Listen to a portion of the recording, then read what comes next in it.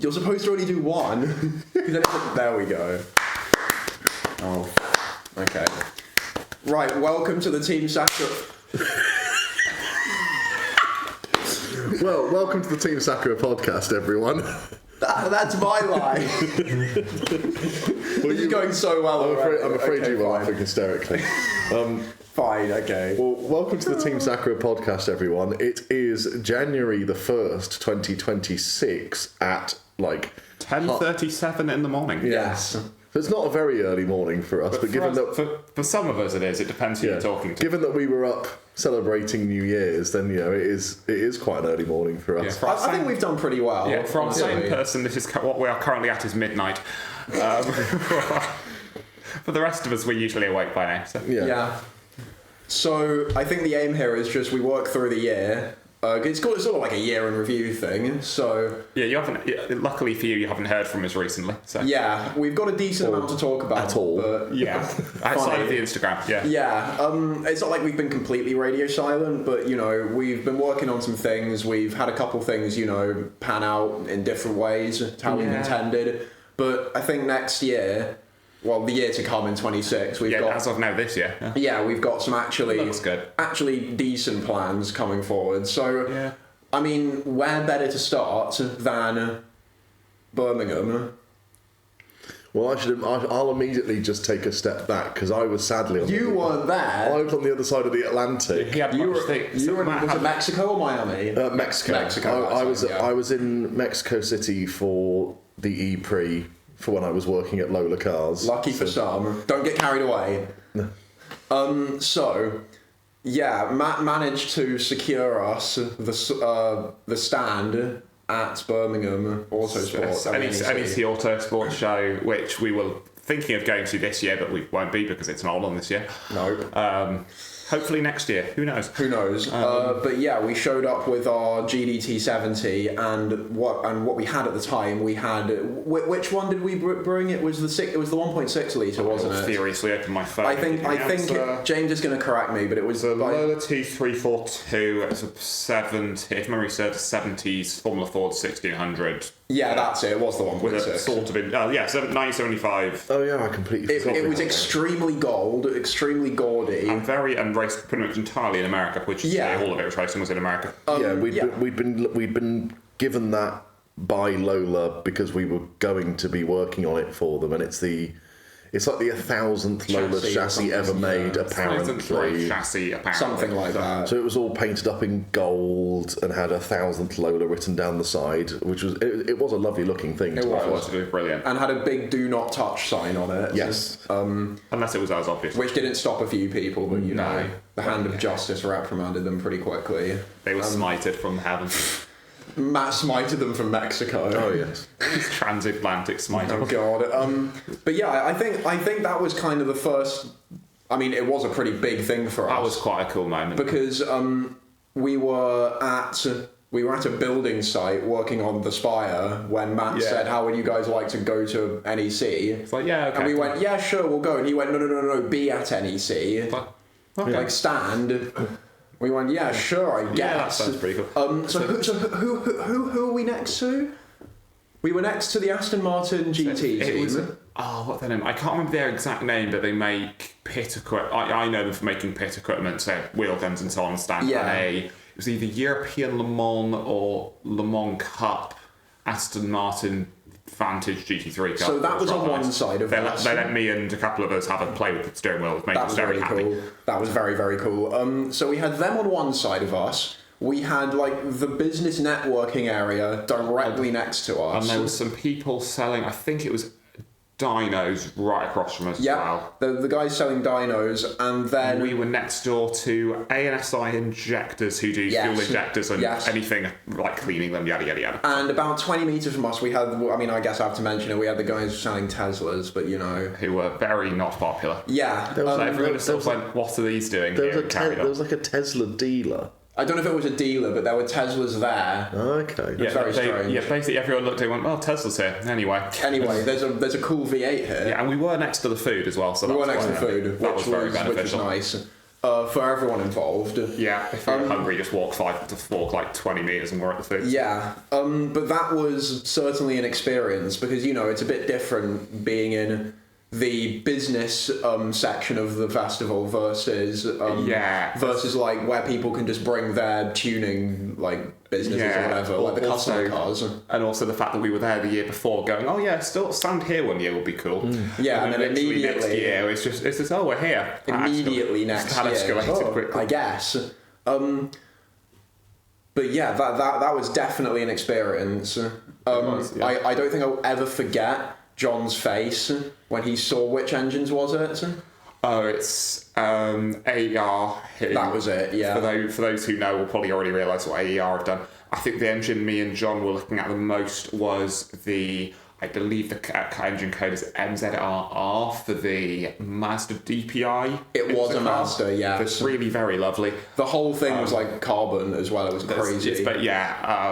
So that, and I think me and John were really enjoying the breakout box for the wiring, which is very us details get caught up on. So it was super cool, and yeah, Matt unfortunately missed it, but it would have been nice. It would have been nice to have it with everyone. Yeah, I made my first ever transatlantic flight. That was your first ever transatlantic? Yeah, right, okay. No. So I think my mum and I went to like Bermuda for a holiday a million years ago. Yeah. But that's only most of the way across. Oh, fine. It's not all the way across. Well, yeah, Mexico is really all the way. How did you flight? Yeah, it was all right. Just completely normal. I was sitting. Yeah, I mean, obviously, I wasn't in luxurious seating or anything, but I just put the headphones on and just started watching through films. Yeah. What was the film selection? Oh, if you can remember. It depends I can't remember which ones I watched on which flight, but I remember I'll say collectively. I watched that film. I've forgotten what it's called. It's a sort of artsy kind of like conceptual film about like a malfunctioning robot that finds itself on an island and ends up like raising like a goose and with all the other animals around it. I think it was something. Was it Wild Heart? Yeah, something like that. Wild Heart, something. No, Wild Heart's the film. Was that the animation? Was it the animation? It was an animation. Yeah. Oh, I know the one. Yeah, it was the Wild Robots. That's it. Yeah, I heard that was very good. It was very good. Robot. It was very sweet. It was very really good. nice. I should probably liking animation stuff. I should probably go and watch it. See film review coming soon. Yeah, but that film scene. That was good. I think I might have also watched like an Avengers or something. I don't know. I just put stuff on half the time. Marvel fanboy. And then, yeah, Mexico City was certainly something. I mean, the altitude is as bad as people say it is. Like walking from our bus drop off to the garage was like doing a 5k. Jesus. Like you constantly have an elevated heart rate. Imagine how the drivers felt. That's horrific. I was told immediately by the commercial officer of the team, do not drink the tap water in the hotel. That's a common one in Mexico. Yeah, so apparently that was a common thing. So I went to a nearby 7-Eleven and bought a lot of bottles of like Fiji water, which obviously I've never had before. Also, that probably cost you about $8 billion because Fiji water's really expensive. No, because of how cheap everything. Because everyone knows you can't drink the tap water. I went to the 7-Eleven in like next to the hotel, and I bought like 3 2-litre bottles and like something like a tube of Oreos or something. Yeah. And I paid for it on Apple Pay because I hadn't done any currency exchange. And then as I was walking back to the hotel, it pinged up, "You have spent £1.35." That's crazy. Because I couldn't do the conversion in my head, so I just pinged it like, this could be a £5, this could be a £10, it's whatever. I'm going to be billing it to the company anyway. I'm going to give them my receipt anyway. That's not real. That's ridiculous. It's like I was being in Nepal and everything cost nothing. Yeah, it was great. Crazy work. No, it was. Mexico City was great. I mean, the traffic was bonkers. Well, yeah. Never drive there. I was fortunate enough to not have to drive. Is it better or worse than Thailand? No, I don't know yet. I haven't been to Thailand. But Mexico City was like 4-lane roads stacked up 8 cars wide. Ooh. People just like in the space on the line, all the way across the road. Like wing row to wing row. Yeah, people are driving inches off each other. I remember at one point I was in the minibus that was taking us from the hotel to the track, and I just looked to my left out the window, and there was just a Dodge Ram pickup truck like 2 inches from my face. Sounds like a classic low iRacing lobby, honestly. Just, four wide. Yeah. Send it in. Pray. It was. I mean, you're lower iRacing than me, you'd know. Yeah, I would know. That's why I'm saying it. It was absolutely mental, and the cars there are just bonkers. Like there's quite a lot of new stuff. You got like sort of new like Kia EVs and sort of like newer Mazdas and newer Toyotas and stuff. But then you've also just got people rolling around in like Plymouth Roadrunners and cool.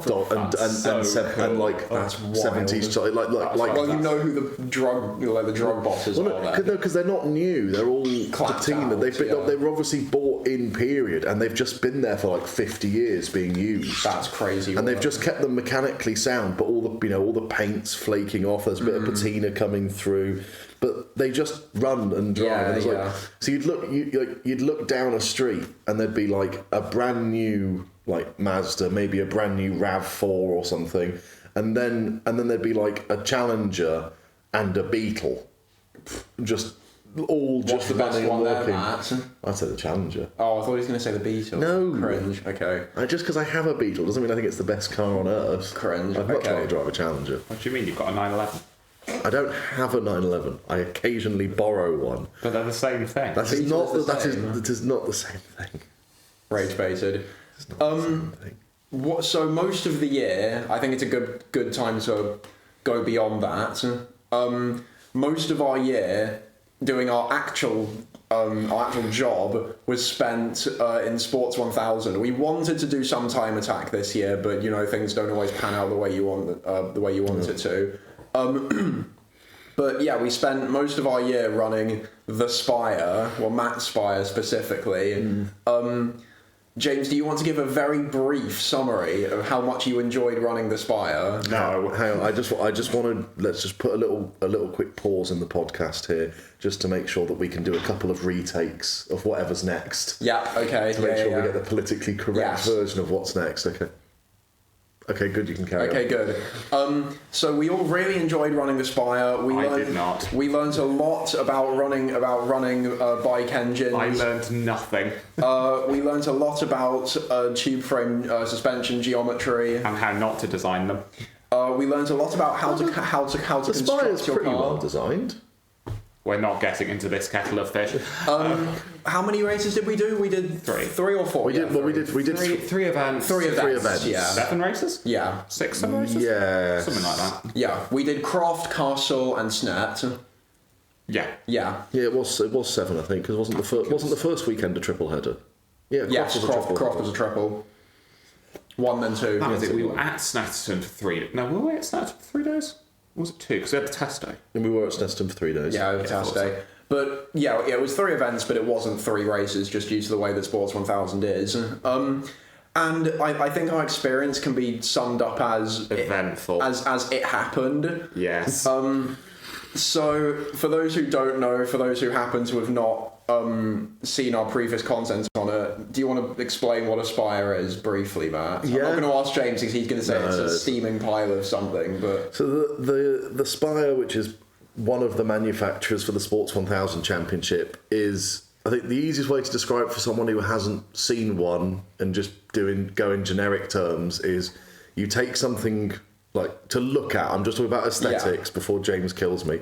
Aesthetically, you take something like a Radical and you take the wing off the back of it and you put it on semi-slicks. It's an open top sports prototype on semi-slick tyres with no wings allowed. They've got 1 litre bike engines, so R1 has a Suzuki Gixxer, but other people run things like the Fireblades. I think there's a singular Yamaha. I think there's a singular guy with an R1. There's a few BMWs. No, they're not allowed. Only Japanese. It's only Japanese. Okay. I know I have I still like them to open the engine ranks a little bit, just because otherwise all those engines. Oh, actually, I remember the guy with the Yamaha had something on the back brake, so his engine sounded like a demon. It just became open headers. So funny at Croft. Yeah, it sounded incredible. Actually, that was the highlight of Croft. Honestly, having the Yamaha scream every time it comes past. It just sounded so angry. It was great. We did our best to do a fair bit of work to cut the car over the winter, because just to sort of get everyone up to speed. Because the car hadn't raced in years. Yeah, it hadn't run since spring 22, and then it had been sitting in my dad's garage ever since. So it was dusty, it was dirty, it hadn't been touched, it hadn't been run. So we needed to do a sort of a full refresh and get it up to spec in terms of legality and stuff like that. Make sure harness was up to date, fire extinguishers were sorted. Well, you say it hadn't. It was out of condition or whatever, but the engine was basically pristine because it had just been reassembled by RLM. So yeah, the engine was the one thing I don't have mean things to say. The engine. Thank God we didn't have to do anything to the engine. I think when my beef with it is the throttle cable came off once, and then we fixed it, and the problem was solved very easily. Yeah. That's my only beef with the engine. So the engine's great. Yeah, I like that RLM engine, because I think it had done one test session or something back in 2022, and the gearbox was fresh as well, wasn't it? Yeah, it was all fresh, but it was that RLM built engine is a very good motor. Actually nice, yeah. Before we had gone to the NEC, we spent 2 weeks on a building site. I think I was there for nearly 3. Yeah, two and a bit weeks. Just in the freezing cold in the shed. Banging our heads against a wall, trying to drill out rivets mostly, because whoever designed the car decided to put everything on with rivets. One later, which shotgun blasted my thumb, and I had blood all over my hand for a while. So I broke at least 1 or 2 drill bits trying to drill one rivets. drill bit. You can't use drills. You should be banned from using them. It's a lot of pop rivets holding that car together. Yeah.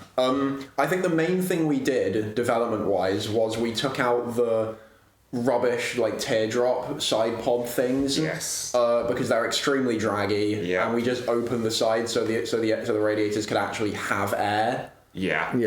And I feel like I haven't looked at the numbers myself, so I don't know the exact numbers, but you've told me that based on the numbers that we seem to have taken a bit of drag out by doing that. It was pretty immediate, and you gained front downforce as well.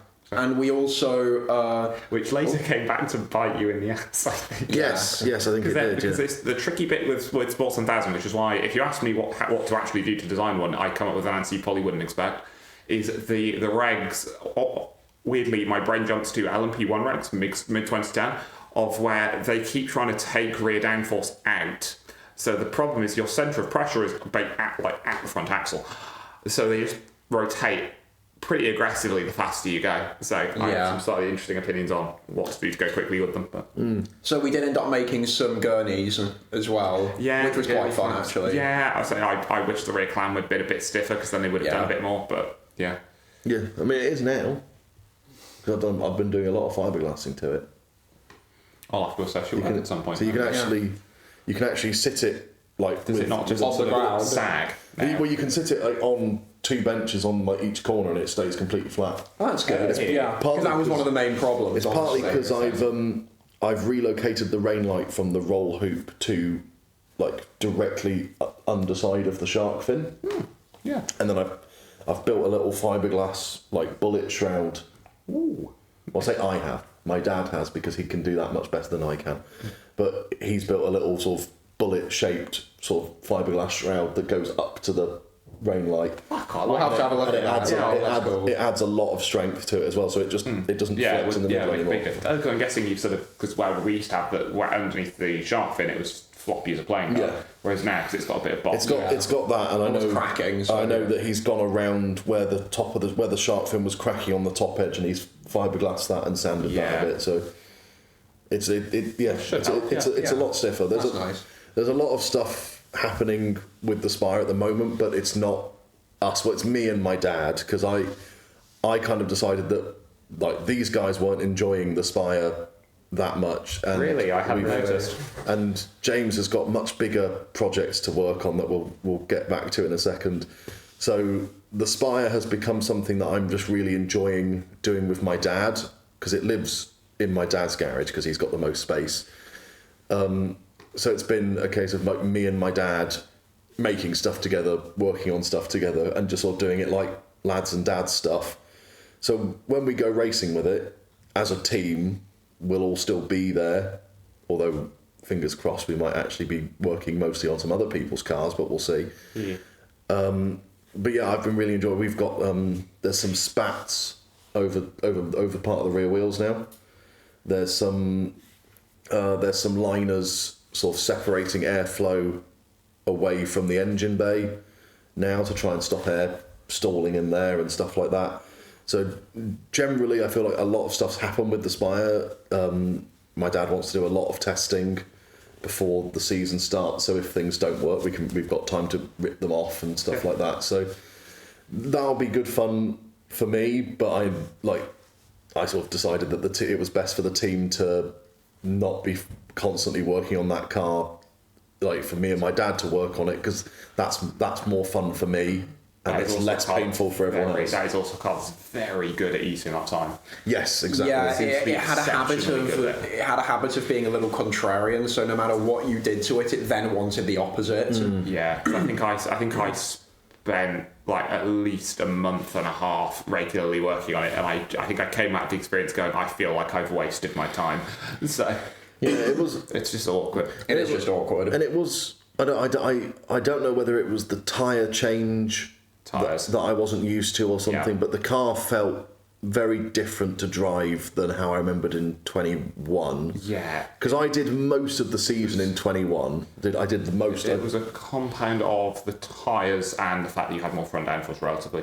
Yeah. It was the two, and the AR ones are very different, having spoken to Dan Kang at length about it. Because I did most of the 2021 season, and I was never like super competitive, but I qualified top 4, I should say, in 4th. Top 4's doing me a bit too much, sort of blagging then. But I qualified 4th quite a few times, and I'd normally be fighting for that kind of 4th or 5th, never quite fighting for the podium. And then I know I'm rusty, but also the car just it never really felt like that car that I could push in that way, so we were kind of floundering around in kind of P8, P9 sort of kind of range. I think Croft, no, it wasn't Croft. Castle was our most successful because it happened to just absolutely dump rain all over the track like 5 minutes before the race. Yeah. So James went, we're taking the rear anti-roll completely off and we're putting on the wet tyres. I think I basically disconnected the rear bar entirely. I had notes of it somewhere. Disconnected the rear bar and we made up like 4 or 5 places or something. Which we finished P5 on the road, which put us second in the Sporting Cup, which, for those listening who don't know Sports 1000 regs, there is a thing called the Sporting Cup, which is essentially a second podium given to people who have never been on the actual podium. So as the year goes on, the idea is that anyone who gets a podium gets disqualified from the Sporting Cup. So it's kind of a way to mean that if you can never actually fight for the proper podium, you've still got something to aim for, which I think it's nice. I like the theory of it. In club motorsport, I like it as a concept because it gives. There's often that one guy that just wins everything because he has enough. There's like this year there were realistically 3 cars that were always going to be on the podium unless something weird happened. You had it's like a good 3-4. You had Yarrow and the 2 factory, like sort of main factory Mattels were always the cars that were gonna be on the podium if nothing went wrong, and then if something did go wrong, there were normally sort of 3 or 4 cars on the road in front of me that would most likely be taking that third spot first. Yeah. So I don't think I would have liked to have got on a proper podium. That would obviously be the goal, would be to be fighting up there, but I know I'm rusty, and the car definitely didn't feel the same as it did with different tyres and probably, like you said, a bit more front downforce and stuff like that. But we did well. It started when it rained at Castle Combe. I remember that was our best result, easily. I remember running up and down the paddock and just coming back and just being like, this team are doing this, this team are doing this. What the hell do we do? Because we did change with 30 seconds, I think. I basically said to Pete and John, I basically went, you get the wets ready and you stand ready until I tell you not to be. Yeah. And then spent the next 10 minutes death staring the sky, having chatted to a friend who did weather like forecasting in WRC, with him having known what to tell me, and sort of going to like, What's it going to do? Yeah, that's going to be wet this time. Yeah. And then Literally 30 seconds before the race. I basically ran round the corner of the trailer and just went, wet now, and they just went into a frenzy of doing it really quickly. Yeah, which was great. Because it wasn't raining heavy in that moment. In that moment, like in the build-up to the race, it was like drizzling a little bit. It was trying really hard to rain, so the track was just kind of greasy. And you could have probably gotten away for the first 5 laps. The first 5 laps, you probably could have gotten away with still being on the semi-slicks. I reckon if you'd have had a hot semi-slicks by the time the race started, you'd actually have been okay. You'd been fine, yeah. Because from experience, those tyres detest standing water with a burning passion, but otherwise they're all pretty well. But I had a good race there because I love driving in the rain. I'm not quite as quick as Noah. Big up to Noah. Yeah, Noah's just not human. No, so I'm learning a lot from Noah because he's just absolutely rapid. Like I was taking a wider line and doing more of more towards a karting line, but still a bit on the sort of conservative middle ground. And then Noah comes by, like white lining it on the outside of the track, going 3 times my apex speed around the outside. Like, nice, yeah. Like so yeah, Noah's. It's been very good to watch his onboards and learn a lot from him, and sort of have him talking to me and saying this is what I do. I'm like, okay, I shall try to do that. I'd say this is foreshadowing because he will reappear later probably in this. But I think it was I'd say I took a lot of positives from our stuff with the Spire because one, I got to go racing in a car that I genuinely enjoy driving. I think that's the main thing in the end. We went out as a team and we did stuff. I think is the main thing. Even if it wasn't that successful, that's the main thing. And we took a car that hasn't run in a couple of years and wasn't very good when we showed up at Croft and managed to get some silverware out of it, so I'll take that. Okay.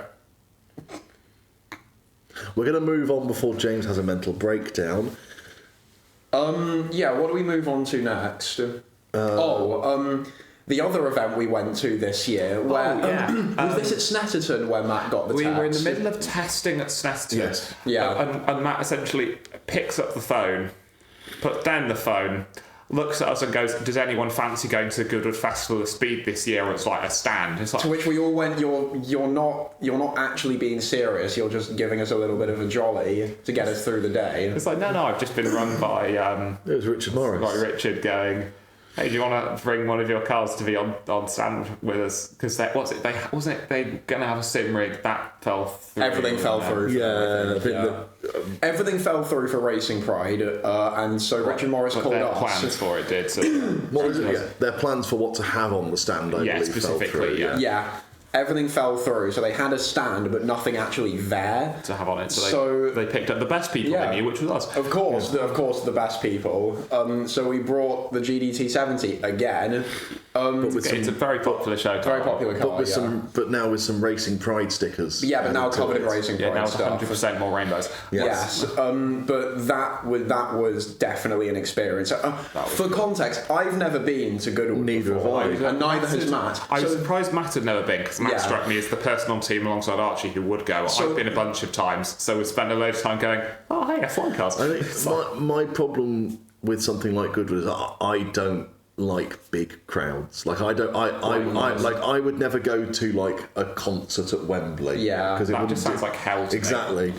And it's like I don't like really being in like cities on like busy holidays or busy weekends. So for me, the idea of Goodwood is like, yes, all the cars are amazing, but I'm just going to be jostling with like a bajillion other people. Or half a million people. I think oddly, I almost preferred being on stand to going as a regular person. Yeah. Because I don't have to deal with tons of crowds, or if I do, it's because they're coming to be interested in us. Being on stand was great because you had people coming up going, "What the hell is this?" Yeah. Because to get to us, you had to walk past every single F1 team, all of the historic F1 stuff, all of Ferrari's historic stand. Yeah. And if you came from the other way, you had to walk past McLaren's big stand, I think. A lot of very large and a lot of very big things. Or you just walk down from the rally stage. Yeah, or come from the rally stage. Yeah, or we might be the first thing you see potentially. Potentially, yeah, if you come in from the correct angle. Really saw, But yeah, that was actually crazy. Yeah. Also, I did take great great pleasure out of the joy on anyone's face when they were actually like, "Can I get in?" It's like, yeah, you can get in. It's, their faces lighting up. It was brilliant. That was logistically that was a very rushed affair because we didn't have that long from when I was asked if we could be there to when it was on. 2 weeks to be there. Yeah, I think it was 2 or 3, something like that. So I had to start calling up like vehicle haulage companies who didn't know what Goodwood was. A couple, know, which was kind of impressive. Well, the thing is, the one that we booked with didn't know what it was, but the guy that they hired, because they were just like an agency that hired other people. Yeah. The guy that ended up moving the car for us did know, which was fine. But I remember being on the phone and they were like, "So you want it moved to another to another garage?" I'm like, no, it's going to the Festival of Speed, and there was just crickets, and I was like, it's going to a really big car show. It needs to be because before I finish this, I said to them, it needs picking up on this day, and it needs driving down then. And I said that right at the start. There's no transfer time. It has to go then. It needs to be. And the woman was on the phone was like, yeah. So we can pick it up on this day. It might get delivered the following day. And I went, no, you're not listening to me. No. We literally, I was like, no, there will be 500,000 people in between you and the delivery spot if you try to deliver it the following day. It needs to get there the same day. So eventually they understood, and Racing Pride were kind enough to go 50-50 with me on the transportation and haulage costs, which was very kind of them. That's good. Yeah. Big up, Richard. Thanks, guys. And we managed to find an Airbnb that was only about 20 minutes away from Goodwood. Airbnb was great. At short notice. It's like 25 minutes Big away. up Tony as well. Yes, big up to my mum for finding that for us. Yeah, your mum, my mum's really good at finding me places to get stuff. Your mum is incredible at finding good Airbnbs. And we goats. Yeah, shout out to the mums of TSE actually. True. Very good. I'm so glad we had that Airbnb, because otherwise that would have been an extremely long few days, because that was all extremely expensive. It was basically a full week for me, because I followed the car down. Because that was Wednesday. Yeah, and then I helped get the car set up. Because you would have been sleeping here, probably, at my place. Yeah, we are at my house right now, where we didn't actually say where we were. We are in Pete's completely unfurnished and undecorated flat. With the exception of some really nice propellers on the wall behind that. Yeah. They do look really nice. Peak male living space. Yeah, the rest of this place is a barren. He has dining chairs. And a crappy IKEA table that wobbles. Yes, that is all he has. I swear I can see wobbling from here. Stop it. I'm right. Stop it. There is no sofa. There is no TV. There's no posters. There's no nice armchairs. He literally just has his bed, a room with his computer and his Lego in, and a barren kitchen. So it's just my kitchen's quite nice. No, like the countertops and things. Yeah, my kitchen itself is nice. Yeah, and as I found trying to cook for 6 people last night, you need a bigger pot. And more utensils. Oh my god! I was trying to serve. We were trying to serve casserole with a wooden spoon, which for anyone who's cooked ever will tell you that's a challenge. We're not doing this. What we're saying is, you need a girlfrild. We're not doing this on the podcast. We take applications to the comments. You do not. A woman in your life would do so much to fix your living situation. I can't say that on the podcast. Future me, bleep this out, so she can drain my. Yeah, just a nice long beep on that. Yeah, that's fine. Yeah. Just like audio scramble that one bit and then have us laughing at the end of it. Figure it out, guys. But yeah, anyway, so back to Goodwood. I had to follow the car down the day before and you guys were already there waiting for me to get there, because I was just following the tow truck, which was great because I got like 65 mpg. Because you were just drafting on it the entire way. I was just drafting along at it would have been 55 to 60 mile an hour. Yeah. Talladega experience. Yeah, real. just watching this T70 on the back of an open top trailer, and people must have been thinking, "What the hell?" There were so many people going mad for it on the road, which was great because I was following, so I could see everyone reacting to it.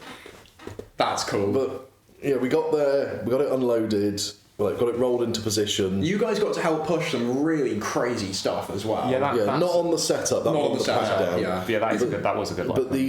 But we wandered out, and that was my first ever moment to really experience Goodwood, because I kind of just rushed in to try and get to where you guys were to help unload the car. Because I'd had to park up outside while the tow truck went in with Archie in the passenger seat to show where the stand was. And then on the way out, I was just looking around like, oh, this is a lot of cars, and there's absolutely no one here right now. Wow, because it's just, it was dark at this point, but it was also completely empty. Good setup, of course, yeah. Yeah, but I think that was my favourite part of every single day at Goodwood, was when all the sort of the punters had to clear out, and we were allowed to stay for a bit longer because we're on a stand. And just getting to walk through an empty Goodwood with all the cars there was just the best. We went back to the Airbnb, and then we got there like basically crack of dawn on the first day, didn't we? And then it was like 40 degrees Oh, yes. for the entirety of Goodwood, and we all wanted to die immediately. We were all just sort of melting in the heat. It was genuinely horrific. Anyone who was at Goodwood this year, or last year now, can say... Last day was okay. Last day was alright. Saturday was alright. I was only there for 2 days, but I think Saturday was okay. It was so bad. I was there Friday. Friday was a bit too much. Thursday apparently was way too much. Saturday was alright. Saturday was okay. No, because there was actually a breeze on Saturday. Yeah. Friday, it was just static 40-degree air with F1 teams cranking the hell out of their engines to warm them up about 50 metres from us. Thursday was so hot that we were all just conked out, so there was absolutely no way we were getting barely any footage. So Eric, who is currently sitting in the corner of the room, has got got 5 minutes of footage to work with in total. A lot of our footage is when one of us decided, I actually want to move my body, so we put the action cam on the top of the selfie stick and just put it on a panorama mode basically, and just walked around with it above the crowd. I did that a few times. You just went and wandered around. Yeah, I did that a few times. Yeah. I can't remember which day it was, but I went off with Will to go and watch. And so Will could try and get some nice photos, and just so I could go and watch some stuff going up the hill. So I took the camera with me and just sort of filmed walking about, and then we got to, I have forgotten the name of it, but the very famous left hand, the sort of the proper corner you get to when you've sort of flown past all the crowds, gone under the bridge. You got that 90-degree left hander where a lot of people brake too late and go into the hay bales. Yes. And we stood on the outside of that, and I had the camera up in the air for that to get some F1 cars and things going by. Which was very, very cool. It was the first time I'd actually been able to watch anything, because I don't think I'd seen anything on the first day. I'd just kind of been under our awning, putting sunscreen on and drinking lots of water. I might have wandered round our particular bit of the paddock a couple of times, which was mostly F1, like I had said. Yeah, it was mostly. It was F1, and there was a bit of historic F1 stuff as well. Like Mercedes historic, and there was Audi's historic. Ferrari. There were those hydrogen. What they called Extreme H. Extreme That was the Extreme H. Yeah, that was cool. Yeah, there was some good stuff. It was a very that was definitely a bit like a starstruck moment, I think, because we all went wait, we're actually here, and we're actually not just a punter. We had people coming to talk to us about our car, which was amazing. We met a lot of really interesting people. I apologise that a lot of people's names have gone from my head since then, but we ended up having sort of weird and wonderful conversations with so many sort of just really interesting James people. and I talked NEC as well. Yes. Between the two, those two events had so many interesting random stories that I would if I had the memory for them, I would love to. You could probably done a podcast on those, because they were brilliant. I mean, the main thing from NEC was we came away with 40 people who wanted to do unpaid work experience with us. Yeah, no, I was surprised at the amount of students we got inundated with, because I was suddenly getting handed CVs. People are just sort of assuming that I'd been doing this for years. And then we went, Oh, yeah, definitely. Yeah, so I was like, I've not looked at a CV before. Why is there a mountain of them on my desk? Yeah. So that was the main thing from NEC. Then the main thing from Goodwood really was A, being starstruck, and B, just the number of like weird, like interesting stories you hear. Because I remember we had a chat with those. I can't remember if they were Korean or Japanese. Did you know who I'm talking about? Those two guys who both had their own like garage projects, basically. We had a girl whose hobby was hard enduro on her bike. Yeah, that's like so what's you doing? Yeah, you're insane and very ridiculous. Cool. I remember talking to a family. And it was the guy's birthday. He was like the youngest looking 60-something-year-old I'd ever seen in my life. He told I know this guy, he was like 40 or something. Yeah, and he was like, no, this is my 65th birthday. I was like, what the hell? You look like you're about 35 or something. And he looked at the car. He sat in the car, and then I was talking to him, and he was telling me all about these like bonkers drag racing things he'd built back when he used to live in the States. This guy, you told us about this. He was talking about like just the most like bonkers, like a Hemi Cuda that could run like 9s or something for some reason. Yeah, just ridiculous stuff. There was a guy that said he had done most of Route 66 like 3 times for fun, and they knew him. Which factory was it at the end of Route 66? Is it? I don't know. Is it Chevrolet? It'll probably be at one of the pulley, but it was one of the big American manufacturers. I think it was Chevrolet, but they like knew him at the factory. He didn't have to book for a tour because he had done it so many times. He was just show up again. Yeah, like what? I'm back. Are you being rude? I'm being called. This is extremely unprofessional. Extremely unprofessional. You're being phoned by Archie in the middle of a podcast. Yeah. I'm going to take the call. You guys keep recording. We'll keep going. We've got a substitute. I'll replace Pete for him again. So that's fine. There we go. So we had Goodwood, and Goodwood was awesome. It was insane. It was awesome. We met a lot of really good people. We did have the opportunities to go and wander and talk to people. Go around like the trade stands and. Yeah. Sort of try our luck and sort of hand out some business cards. Yeah, I had a few like cases of finding people I know who were like, wait, what are you doing here? I think for me, because I didn't know what to expect for Goodwood, because I'd never seen anything from it or anything like that, so it was like a completely blank experience. I kind of got there and I went, there's so much here I don't know what I want to go see, and given the fact that me and John only had the one day, I know that John took the opportunity and just disappeared into the ether and just wandered off to take those photos. But for myself, I kind of just stayed, with the stand, because as the LGBT rep of the team as well, I kind of felt like obligated to stay with them as well, like with Racing Pride. Yeah, especially when we're at the Racing Pride Sunday. It's the right move. I just remember I wasn't entirely sure what to expect. I wasn't sure how many cars there would be or what. lot. Yes, I'm aware now that I wandered off with Archie at one point, and we went towards the actual house. Yeah, and we walked past the area where all the cars that are being sold at the Goodwood auction were parked up, and it's just here's 5 Veyrons and half a dozen Facel Vegas. 2 cars I never thought I'd ever see in my life, and there's half a dozen of each of them just sitting here. I remember when it was during the setup period on the Wednesday before the car had shown up, because me, John and Archie, obviously, we'd shown up several hours before you had done, and it was still daylight, and we were kind of just sort of wandering around taking photos of a bit of everything, because as you said, there was nobody there, so we just got free reign of the place to just completely nerd out for a bit, John and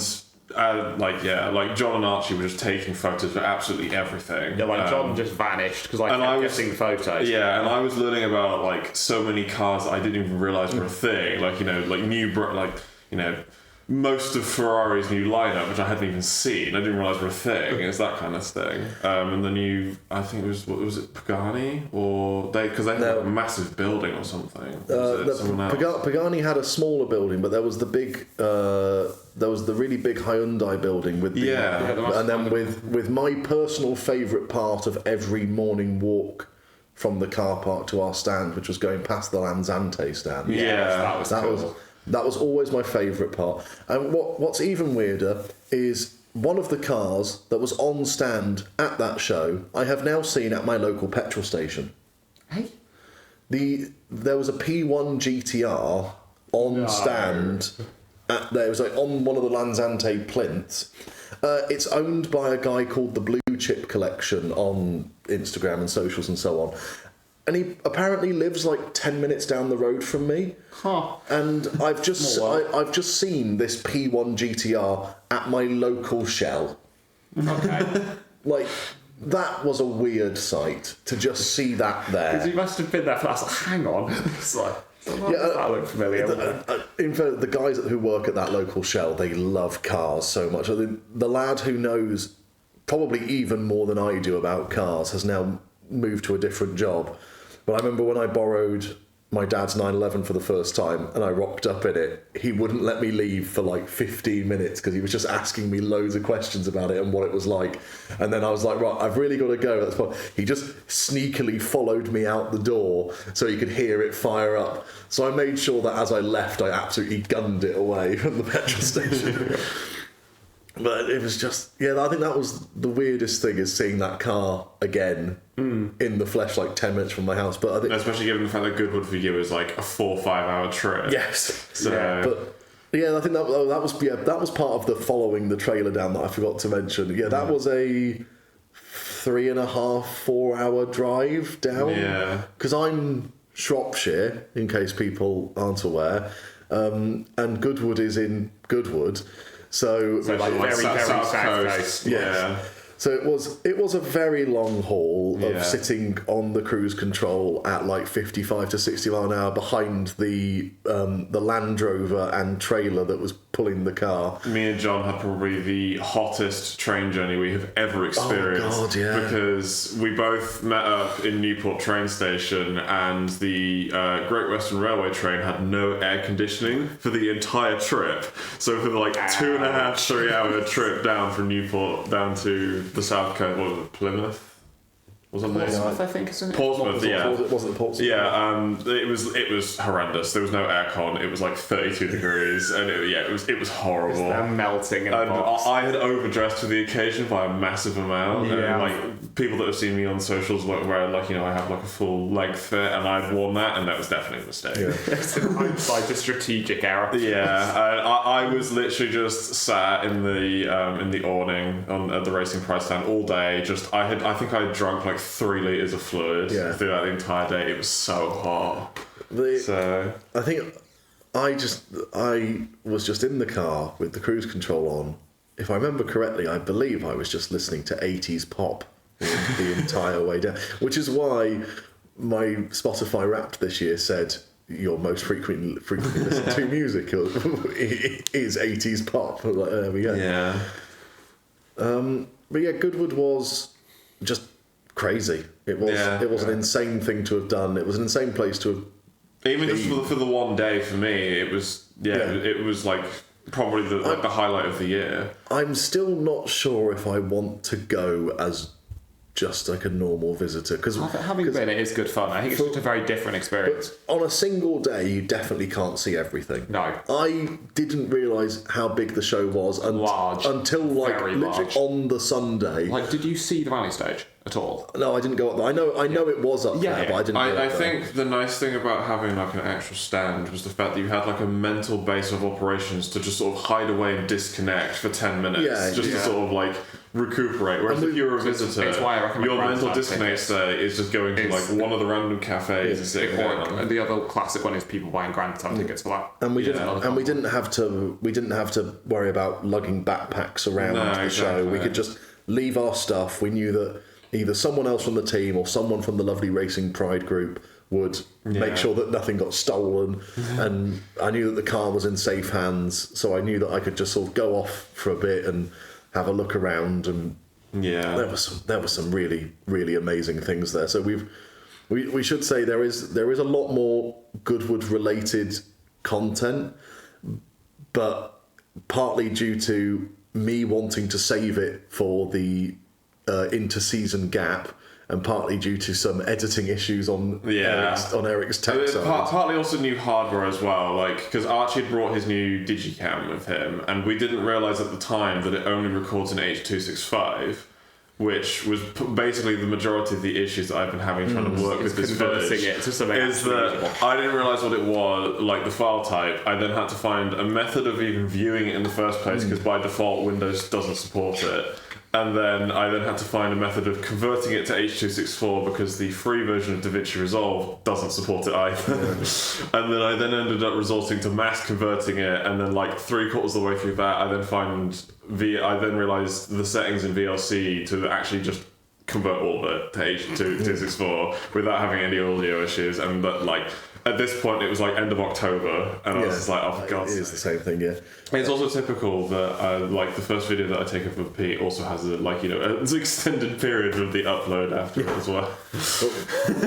And he's glaring at me now from the seat that I was sat in a minute ago. Where is our castle video? Are you off the phone now? Yeah, I'm off the phone. Right, he can have his seat back. Yeah, you say my editing's slow. Right. True. I think we should probably wrap up on the Goodwood stuff, because we've sort of been just waffling about Goodwood in general. And we'll end Goodwood on one quick question for everyone. Your favourite car from the Goodwood Festival of Speed? Oh God. This gives you time to think. I'm being put on the spot for now. me, this is relatively easy because I've worked on a cousin of one of the cars. Okay, You go then. There's an Audi RS5 DTM from the Class 1 period there. I worked on... That was on really close to our stand as well, wasn't it? Yeah. So I've done a little bit with Super GT Honda, where they were also Class 1. So it was quite cool going, oh, hey, I've done some stuff with essentially one of these. So that was pretty cool. I want to say the Spearling because it is just sick. That is cool. The you can Spearling have is that. just cool. We can't go without mentioning the Porsche 956 or 62. Oh yeah, we do have to mention This is the that. last thing we mentioned before we move on to Goodwood. And Matt Gibbs is his favourite car. Yeah, so which may be the same thing knowing Matt, but... Yeah, so we got to go. Well, obviously, we're there on the pack down day. So the show ends, and we go back after on a day that no one else can be there, just to like all the other teams to pack down and stuff like that. But it was as we were leaving on it was the evening of the final day, wasn't it? It wasn't the following. Yeah, it was the. So on the evening of the final twice, day, actually, because we ended up doing the same thing the next day. Oh yes, we did. But I'll start with the first one. So on the evening of the last day, everyone's gone, and we're really milling around because we're so cool. We're watching all of these guys, like Ferrari team members, classic Lotus team, and lots of private collectors, rolling out old F1 cars and putting them into the back of old timey trucks and stuff like that. Millions of pounds, very gorgeous, very historic, very cool things. But during Goodwood, there is a thing called the Drivers Club that you're only allowed in if you are one of the people who is actually driving a car up the hill. And outside the Drivers Club was a line of Porsche 962s in the Rothmans livery. So we couldn't really go and have a look at them because they were behind the barrier. But at this point, the barrier's gone. The Drivers Club doesn't exist now. So we went over to have a look. And I kind of realised that there were a couple of other people around the 962s. And I suddenly realised that they were talking about how to move them and talking about getting them into a truck nearby. And I just offered to, help move them. And the guy just went, yeah, sure. So the next thing I know, I'm leaning on the back of a Porsche 962 that has gone round Le Mans in the hands of, I believe that one was a Hans Stuck driven one, I think. I can't remember specifically, but I remember I know we can say we've touched Stefan Belloff's 962. Yes. Which is a very cool thing to be able to say, because us two ended up just sort of moving this Porsche by pushing the rear wing around. Yeah, hands on the rear wing, just pushing it around, and that was just bonkers, because there are other cars at Goodwood besides ours that you could get in, but not many, and the vast majority of stuff is behind tape barriers and stuff like that, so you can't get close. And angry people glaring at you. Oh yeah, we did get told off by a random Red Bull guy on our way out on the last day. It's like, what? I think I was safe. I wasn't there. No, I don't think you were there for that. It was, I think it was me and Archie. And it was the Red Bull stand didn't have any tape in front of it, and it was us, and there were a couple of other people as well, at different cars who were looking around. Yeah. And this random Red Bull guy just came over and was like, "All right, I think you've had enough now." It's like, We were all keeping a respectful distance, not touching anything, and he came over as if we were like 6-year-old children who were like trying to jump in the thing. For God's sake, right. But yeah, so... Was that your favourite though, the 962? I don't... 963. Yeah. Road Legal 963. The Road Legal 962 is very special. There's... I remember you looking at that 917 for a very long time. The Count Rossi Road Legal 917 is very special. That is because I never ever thought I'd get to see that car, because 917s are my favourite thing in the world, and that is the one road legal one that was made in period. But I had to read. No, actually, it's going to be a left field option. He's going to say an electric Jaguar now. Watch this. No. I think They lose all credibility with it. it would be. I think it was. It's either. No, I can't do either. That's not fair. That's You've got to do one. cheating. Come on. Okay, it was the TWR Supercat. Oh, good Okay. Which is for those who haven't seen one, it is So essentially. I think I saw it in person. It's but- essentially a Jaguar XJS drawn by a 12-year-old. That someone then made the correct decision of making. Yeah, which is just hilarious. You've described a Jaguar XJS to an 8-year-old, because I saw it and I didn't realise how different it was, because my granddad has a Jag XJS V12, and he's had that car for like my entire Forever. life. I think he's had that car since 1998, so I think he has had it my whole life. And how the TWR Supercat looks is how my 8-year-old brain remembered an XJS looking. It's like watching Speed Racer for the first time and going, all cars look like that. Yes, this is what do you mean? This is every car looks like the Mach 5. Right, This is fine. yeah, moving on. But yeah, so we've got Eric. Do you have a favourite car? Come around a bit more so the mic Hang can on, actually pick you. I'll go get the chair. No, I can see. I can see the sound. I can see the sound levels. It's still picking. Yeah, still but it might picking sound up all right. skinny. Just come round. Yeah, that's Yeah. fine. What was your favourite one? I have a photo, but I don't know what they're called. It was this black McLaren that was on the stand. Oh, that was the. 765? Is that the Yeah. 765 LT? I think so. Yeah. Or is that the new That's a 720? special one. Is that No, the? that might be 750 then. Cause The orange one is You're right. the Atura. It's the 750. The orange one or the grey one? The orange one is the Atura. That's I a don't know what special the set. That's a special 750. That's the 750. It's the special edition for the Le Mans Yeah. winning McLaren F1. Which is respectable. That's it, Because it's in that grey. It's in that grey, isn't it? It's Yeah. I've liked that an awful lot of the 95? McLaren shapes. since I've been Yeah. in 596, that kind of range. the Le Mans winning. I forgot what it's called, isn't it? It was a privateer run by like a Japanese dental clinic or something, Yeah, wasn't it it? is. That one that won Le Mans. It's a special edition after that, I think. Yeah, because that- I literally spotted it, like, because Archie and John were, they were just following everything else kind of thing, and I spotted the McLaren stand, and like, I don't follow like McLaren or anything like that. I don't interact with anywhere near as much cars as the rest of the team does, to be honest. But I do have a bit of a soft spot for McLarens. Which is fair enough. I did end up seeing a bit of a dream, which was a P1, literally directly. Oh yeah, opposite. and that one just parked on the grass. Just Yeah. Not even on display. casually. Someone had just driven that in. That was just some bloke's car. I just think random it car. was, because when we were leaving later, it was gone. Yeah. So, That's brilliant. Which is why I'm so glad that I got a photo of it, because like It's it was such a got nonchalant picture that I've got. And And it it was was- parked under a tree. And now I don't. Now I'm not one of those kind of people. I'm not like the guys on the Top Dead Centre podcast who can just do colour codes off rip all the time. But that is in like I would It's the same colour of like black. I would call that. Well, it's almost in like a TVR flip paint, isn't it? It's almost got like BMW blue. Yeah, it's like thing. super. It's like midnight blue or Yeah. something. But it's got a bit of that like chameleon flip to it, where when the light catches it, it's kind of got like some Iridescent greens or and stuff. whatever. Yeah. No, It's I, such a nice colour. Like it almost reminds me of the one that was on like Top Gear from years ago.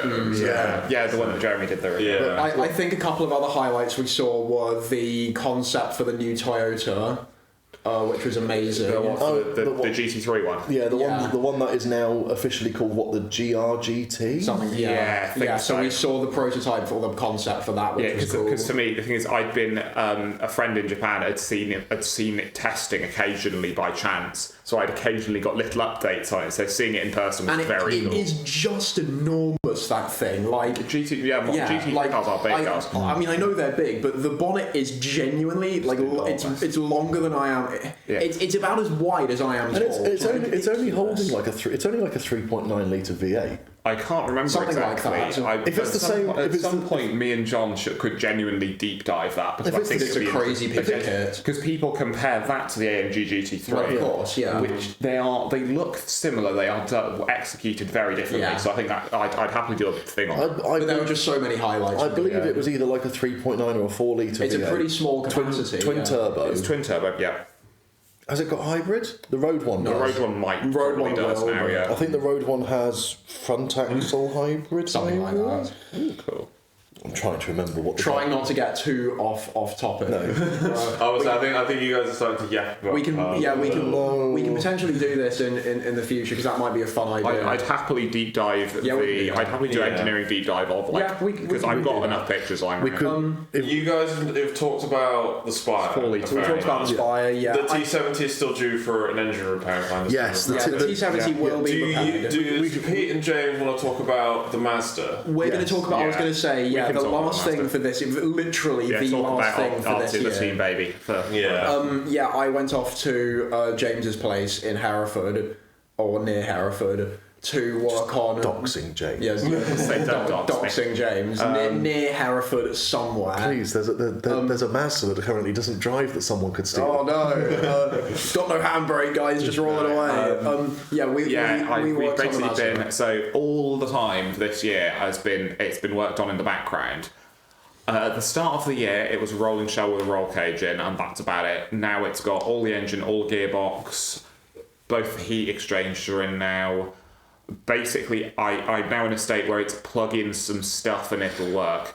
So I'm hoping to make first round of time attack with that car. That's the aim.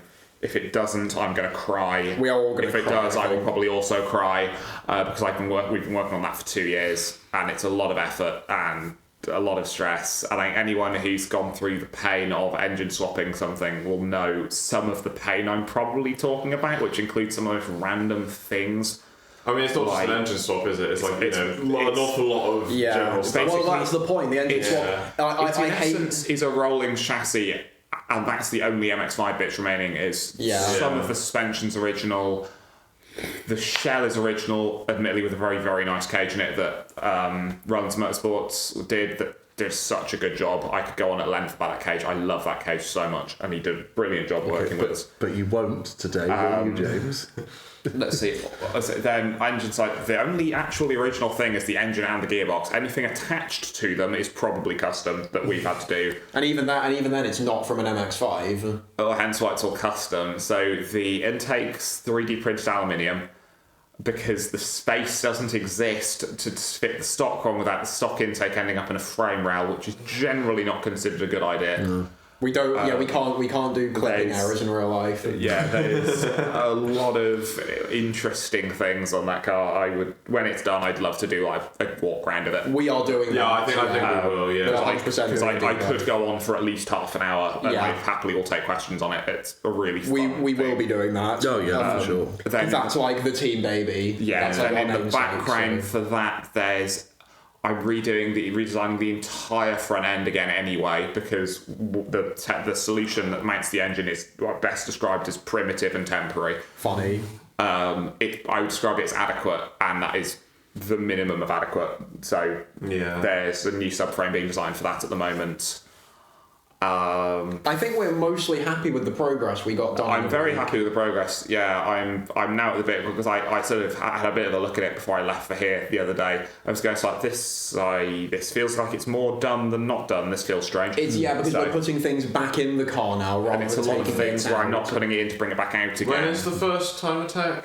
Start of May. Yeah. Okay, so you've got like 5th of 4 May. months. The 5th of May comes to mind. Yeah. It's my so I birthday, have, so- I have the full duration of 4 months, but I need to get it. I want to test it before I do that. 4th of May. There we go. Nice birthday present for me. It's a bank holiday Monday. I We will really hope want that it the done. 4th will be with us. I really hope it's done by then. If it isn't, I think it will be ready for the next round after Yeah. that, because I think our shortest, our resource at stress now really is time. So Yes. we'll see. Yeah.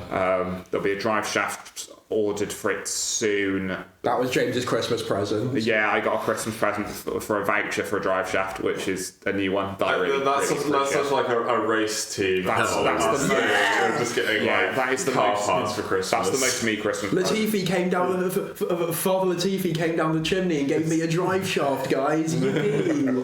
Well, I got a travel bag because I'm going to be doing a lot more driving around this year. James got a drive shaft. I got a camera gimbal for my phone to take better social media stuff. Yeah. for us. I got a rice cooker. Yeah. So you got the only thing that's not team related. And I got a radio for my Audi. That's nice. That's the main That's thing. nice. So I actually will be able to have music in my car. Yeah, let's see. So the aero is almost done. I think the rear wing design we've actually frozen now. It's just a matter of printing it, yeah. The split design I think is either frozen or nearly.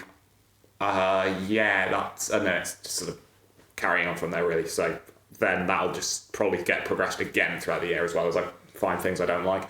So yeah. I think we're in a reasonable spot overall. Yeah, it's coming along. It's coming on well. I want it to get done in time. It probably will, but I don't want to say it certainly will. It will. It will. You heard it here first, folks. Oh god, no. I mean, it's like the only thing that there's not the only thing we got to do. Just call me Rockstar Games the way I'm going to make this boy crunch that work out. Oh, true. As long as we don't delay it for another year like they have. Team Sakura time attack release before GTA 6. Let's go. I think that's pretty much everything though, because we don't want to dwell on the Spire any longer than we have to. Actually, I think the one can we talk about Sports 1000 for next year? Can we do the esports stuff as well? Because that's kind of let's mention the esports stuff. Yeah, so James has been picking up some contacts in esports. Through a friend of the team, I've ended up doing engineering work with an esports team that I sort of opening up a bunch of very interesting doors. So I'd say stand by on news off that one. Because I don't know, I probably shouldn't say too much yet. We're looking for the relationship. Shall I do my best to politically handle a way of saying what our 2026 will be? So the one who can do that is going to say it, because I can't. In 2026, you will definitely see us at Time Attack. Yeah, definitely at some point. Yeah, it's not the first round you're gonna see us with that MX5. You will definitely see us in Sports 1000, but in what shape or form is yet to be decided. Yeah, there's plans in the background. And you may see us in a couple of other championships around the UK, but we are still working out the exact sort of details and arrangements of that. Yeah. So we're going to have a busy year in terms of actual number of race events to go to. Yeah. We are hoping that our really good friends over at Racing Pride might offer us a spot at Goodwood again. That would be cool. We don't know. Because I'd love to put, if I say, obviously there's a potential thing going on there anyway. If that doesn't go through, I'd love to put the Mazda there, because that would be cool. I think I'm running off the fact that the now CEO, who we spent most of Goodwood with, seemed quite keen to have us back. Yeah, because I'm quite popular. So fingers crossed. Yeah, we are back at Goodwood again this year with. Hopefully, we made a good enough impression. Yes. Yeah, we are. I think that would be great if we could do a full Racing Pride wrap on the MX-5, which would be sick. Honestly, that would be cool. Yeah. So we'll see what happens with that. But yeah, we're going to have a very busy 2026, and there'll be a lot more content from us, partly because we've bought a lot more filming equipment. Yeah, we can actually film things now. I actually have a job now, so I can actually buy things. I'm not just poor. I did over Christmas as well, so I'm not just dirt poor anymore, so I can actually buy some of the filming. We can actually get DaVinci Resolve Premium. Yo, I can get DaVinci Premium, so I don't have to mouse over things, and it goes, you haven't actually paid, so you can't use this transition. You're poor, deal with it. Yeah, so we've swapped, because from the last time we recorded this, I've gone from stable employment to made redundant to I've sent over 200 job applications and got nothing. Matt's now got my experience of being unemployed for 2 years. No, to be fair, we have all been there, and it sucks so much. So that's why I've reached the point of I'm just going to start my own business. Screw it, Again. I've done it once. Yeah. Do it again. We'll do it again. We just go again. Roll the tape. We just do it. Run again. it back. 'Cause I just want to be able to put on my LinkedIn serial entrepreneur. Oh God! Get him out. No, That's in the same way that I want to get an engineering doctorate, just so I can be called a doctor of motorsport. Oh God! That just wins all arguments. Doctor of going fast. Yeah. I think that's everything. Though. I think that's everything we should and can talk about. Yeah. So what will probably happen is the second we finish recording this, there's going to be a lot of swearing when we realise we've forgotten something important. But whatever. I don't think we have. We haven't. No, but we can always throw that into the next episode when we record that in 10 months' time. 10 months. Sorry, I mean next week. Next week. I think we do want to try and do at least like a short one, or like quarterly or something. Even if it's just a tiny one, where it's we've done this. I'd happily do as much technical detail on whenever people want me to do it. Yeah, I know we've. God bless you. you. Oh, thank you. I know we have explained this in like previous content and previous recordings and stuff like that, but we don't have the ability to see each other every single day. Like, we are quite spread out over like the Midlands and the south of the country, so actually getting us in a room together to do some recording. Bless you. Bro's been holding that in for an entire hour. We're gonna have to cut this. I'm gonna go again. We're gonna cut that. That's your problem. That's one of you two. That's your problem. But as I'm sure we've said in previous recordings, in previous bits of content, no, don't you ruin my take. This one's staying in now. Excellent. We aren't all like nearby. We can't see each other on a super regular basis. I think we're each 2 hours from the other one, basically. We are or at least for me, Pete, and Matt, who are the main ones talking and recording. So. We are essentially spread across like the Midlands and the south of the country. Yeah. So, like, it's not like we're all in the same like office or warehouse every day. I think the easiest meetups is like Me and Archie. It's either you two, or it's me and James, or it's John. Me and John with Matt is the thing. Like, that's like the main. And then getting me there's easy. So we'd like to do a bit more of this kind of thing. Yeah, so. that's why there hasn't been a lot of this kind of stuff, and it's why you won't ever have seen any content that's really like not at race weekends or in James's garage, basically, because that's kind of. I just get told take a picture of this. Okay, so because Matt's dad's garage, like where the Spire and the T70 it's like so far from the rest of us. And there's nowhere to stay, so it's like I think it's like a 4.5 hour trip for me, which is like unreasonable to go for just like 24 hours just to take like a little bit of garage footage. So we're gonna do our best to do more. We've got more camera equipment. I should mention before we go, if we're talking about editing stuff, we have a partnership with a company called Elevate.io. Yeah. We are not paid by them, but we are being like kindly allowed to use their software. Having sat in that meeting, it looks very promising. It looks an awful lot better than the old like free one that I was using before I swapped to DaVinci. It will make doing race weekends so much easier because it being cloud-based. It's cloud-based editing. It's cloud-based editing, so one of us can upload the footage to like a sort of a team-wide folder that it's a shared workspace. It's a shared workspace. Which would be so helpful for like me and Pete, especially because like I can edit reels on the day from Archie or whoever else sending stuff to the space. And then Pete, once the race day is over, has then got all the footage that he wants for an actual video, or I do if I want to make one. It's that kind of thing. It's very, very easy. So, and also it gives us the corporate buzzword of going, guys, we need to elevate our files. Yes. Yes. So at which point the engineering staff just looks in absolute agony in the corner. We've got to level up. Yes. We've got to with our nice blue passports. Our synergistic energy solution. I really, really want at some point, whenever we, if we ever like do this as a bit as a segment in one of the videos, just someone needs to put the Final Fantasy like level up thing in there at the end.